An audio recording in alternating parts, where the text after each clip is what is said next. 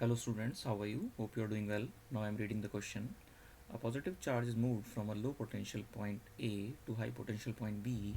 Then the electric potential energy, option A, increases, option B decreases, option C will remain the same, and option D, nothing definite can be predicted.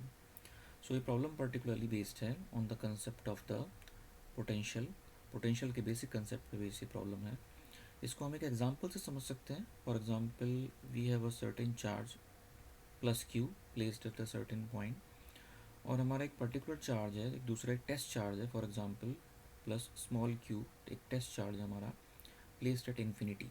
ये infinity पे placed है, और infinity पे अगर हम बात करें, infinity पे the potential is zero, the minimum. So the potential is minimum hair.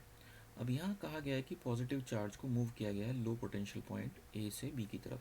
तो हम यहाँ पे इन्फिनिटी पॉइंट को ए मान सकते हैं, और ये लोएस्ट पोटेंशियल ही है. अब इस पर्टिकुलर चार्ज को हम लेके आ रहे हैं टुवर्ड्स द अनदर चार्ज, दूसरे चार्ज की तरफ लेके आ रहे हैं.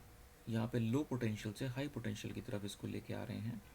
तब इस केस में क्या होगा, जैसे जैसे हम इस पर्टिकुलर चार्ज को दूसरे चार्ज के नज़दीक लेते आएंगे, यानी हम हायर पोटेंशियल की तरफ लेते आएंगे, तब उस कंडीशन में एक रिपल्सिव फोर्स जो है इस पर लगना शुरू होगा, because both of the charges are positive.